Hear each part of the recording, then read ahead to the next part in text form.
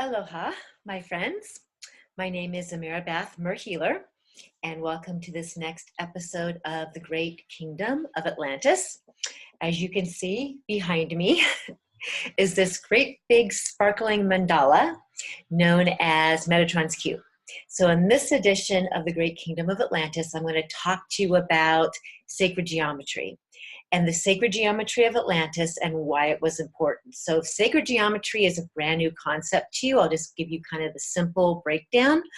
A lot of people have heard about sacred geometry or maybe seen it, maybe seen Metatron's Cube or the Flower of Life, but don't exactly know what it is or why it's important. So sacred geometry is the shapes and patterns that create the world around us. So a long time ago, there was a man named Plato. You might have learned about him in school at some time. He was a great philosopher who was also a great mathematician. And he discovered that there were 5 basic shapes that created our entire physical reality. And I actually have them right here on my sleeve. So there's 5 basic shapes, and they're all associated with an element. And so the tetrahedron is fire. The cube is earth, the octahedron is air, the dodecahedron is spirit, and the icosahedron is water. So those are the 5 basic shapes that create everything in the world around us. And if you look around your environment, you'll notice all these shapes or forms of these shapes everywhere around you, because they literally create everything that is around and within us, and they are actually a part of us. So why is sacred geometry important? Well, sacred geometry aligns us to the blueprint of the universe. Like, it aligns us with the God force. If it creates our physical reality, then that also means that it's part of what is given by Creator for us to utilize, to use, to work through, to create our environment as well. So I'm going to introduce you to somebody here real quick. This is Archangel Metatron. And so if you will notice, Metatron is holding the same configuration that is behind me. Archangel Metatron sits at the right hand of God, and he places this cube, this configuration, Metatron's cube, around everything he creates for God. So Metatron was the architect of Atlantis. He was the one designated by God, by Source, to create Atlantis. And Archangel Metatron had a team. He had a team of people known as the Atlantean High Council to help him out. Sacred geometry is very important to me, as I'm very connected to Archangel Metatron.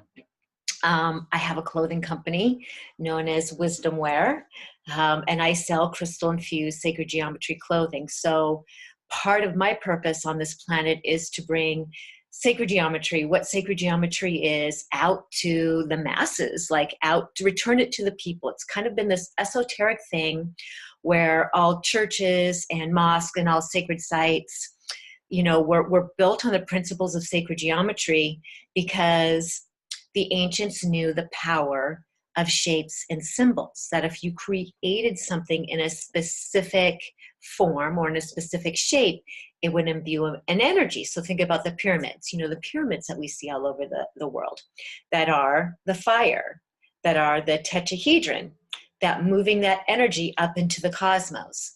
So there's many, many examples of churches and sacred sites. Freemasons utilize sacred geometry in all of their buildings because they understood the shapes and patterns that create the world around us. So part of my mission via Metatron and Source and the High Council is to teach all of us, everyone out there, about sacred geometry. And to help everybody, all of us, utilize it in our everyday lives to become better creators. It doesn't even matter if you consciously know what sacred geometry is, what shape you're looking at. It really doesn't matter, because the shapes are transcendental, meaning they belong to all of us, and they're in all of our collective consciousness. So even when you see, for instance, this flower of life shape that I'm wearing, that have the concentric circles building upon each other, overlapping, that represent timelines in reality. It's projective, and there's something about this symbol that whether you know what it is or not, you're just kind of drawn to it, because again, it belongs to all of us. It's in our subconscious. So if you're admiring this beautiful Metatron's cube behind me, Metatron's cube actually has all of these symbols integrated within it, plus the flower of life and the Merkaba, which is a six-pointed star. It has all forms of geometry imbued inside of it. So when you work with Metatron's cube, and specifically you are working with all those shapes and patterns, everything that creates the world around us. If you are interested in learning about sacred geometry, like really going deeper, learning about it, being introduced to it, being introduced to how the archangels are associated with sacred geometry, I do have a course online that I offer through my website. The website where I offer my clothing, my sacred geometry clothing that have actually crystals imbued into the ink, and offer my course is wisdomwear.org. Just go to my shop, wisdomwear.org, or you can go to ameerabath.com and get to the same place. But I have an intro to sacred geometry course that you can pick up. It's very reasonably priced. You get a 55-page PDF.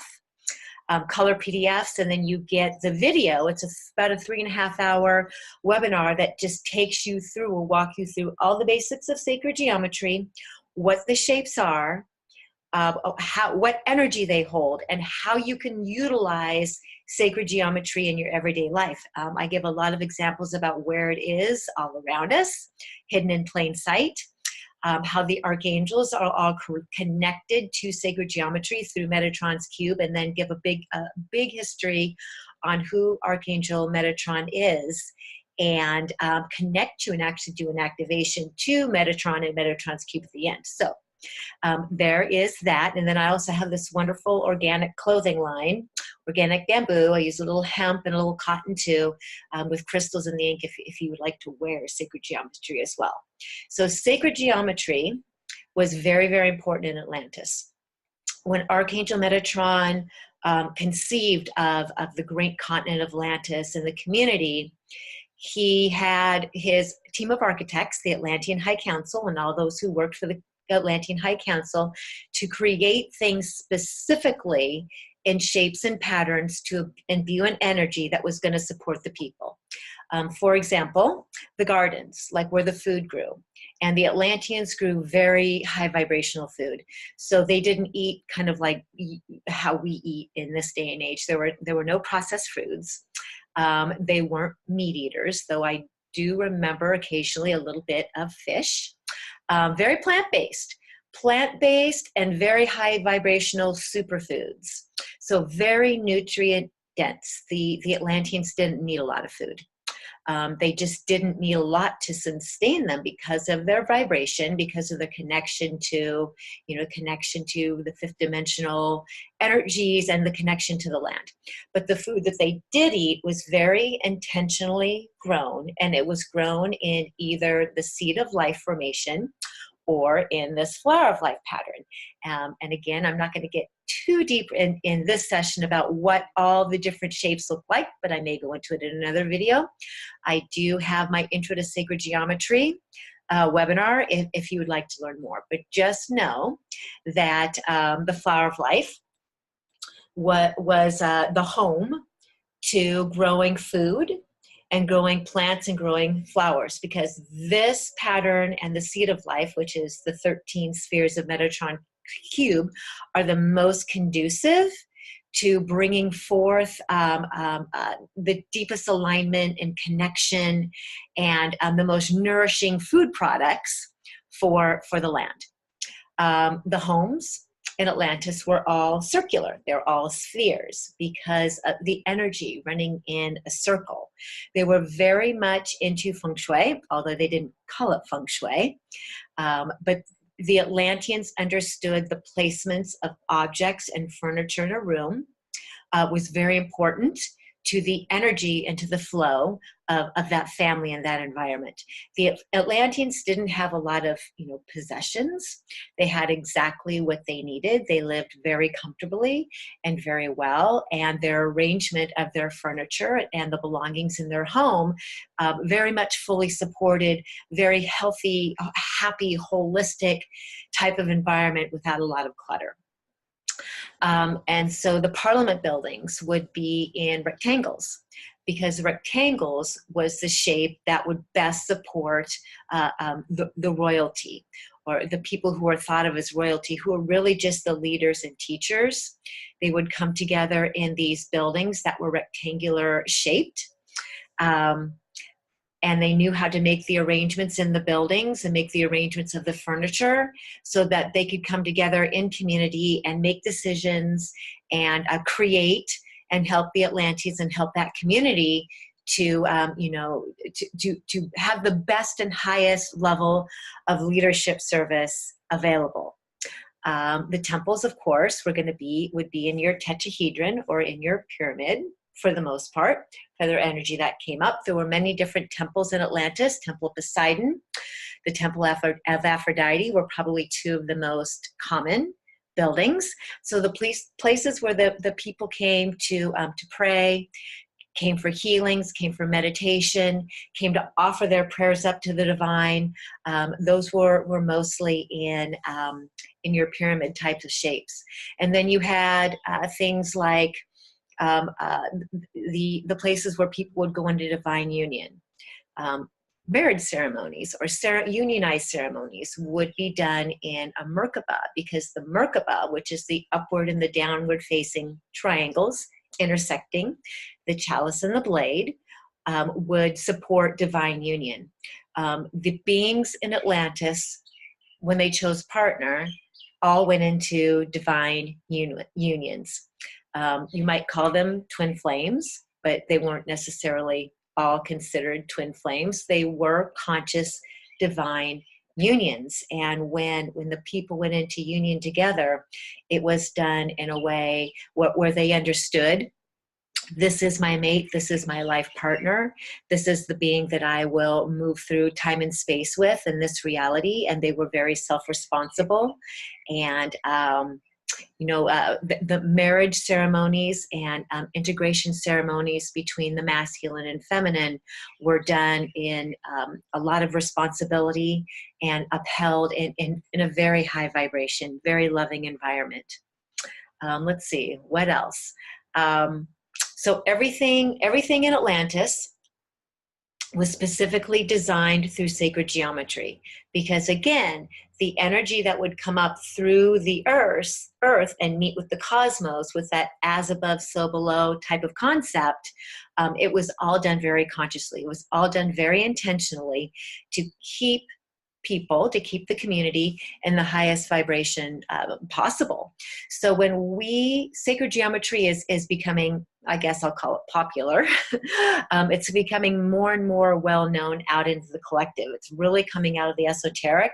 When we meditate on sacred geometry, like sometimes I'll just put, Metatron's cube printed out up on my wall and literally just stare at it, or the flower of life, because it does harmonize the left and right hemispheres of the brain.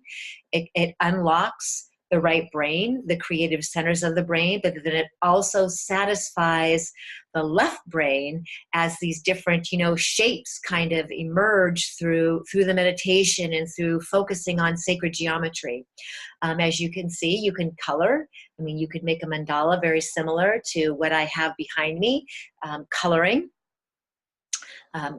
drawing unlocks that childlike potential that is within all of us.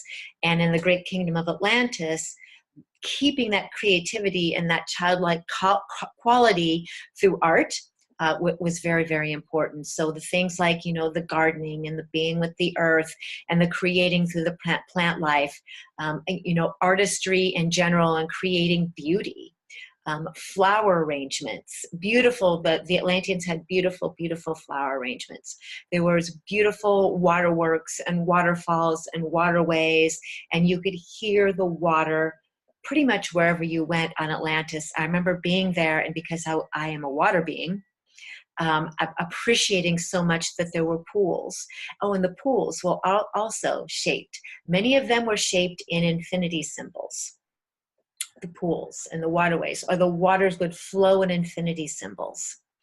Some of the other pools and things, you know, there would be like these lazy river type of flowing waterways that would come through the communities. And I remember that them, especially in the underground temples, these waterways that would flow through. So geometry, much different, much more special and fun than maybe the geometry that you learned in school. Which was quite boring. Sacred geometry, so sacred geometry symbols are projective. There's only a couple things in the world that are projective. Most everything is reflective. Light bulbs are projective. Rudraksha seeds, which are the sacred Hindu seeds from the sacred trees that the Hindus use for their jewelry, are projective.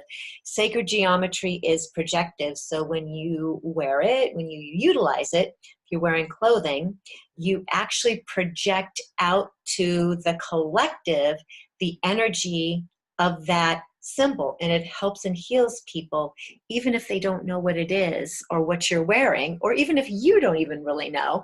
There's a healing projective quality about it that ripple affects everyone and everything around us. So the Atlanteans also had lots of jewelry that was created in sacred geometry.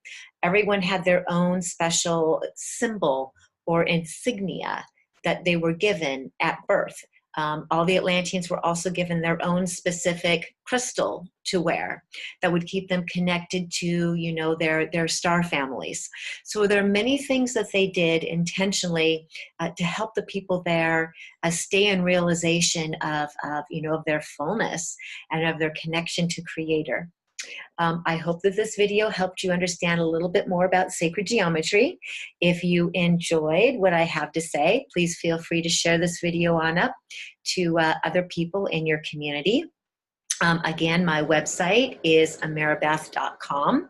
You can go and take a look at some sacred geometry clothing if you would like to, under wisdom wear, wisdom wear, and Ameera Bath are integrated as one, so you can go to the shop there and check it out. Thank you so much for enjoying this time in this video with me, and I will see you on the next episode of the Great Kingdom of Atlantis. Aloha.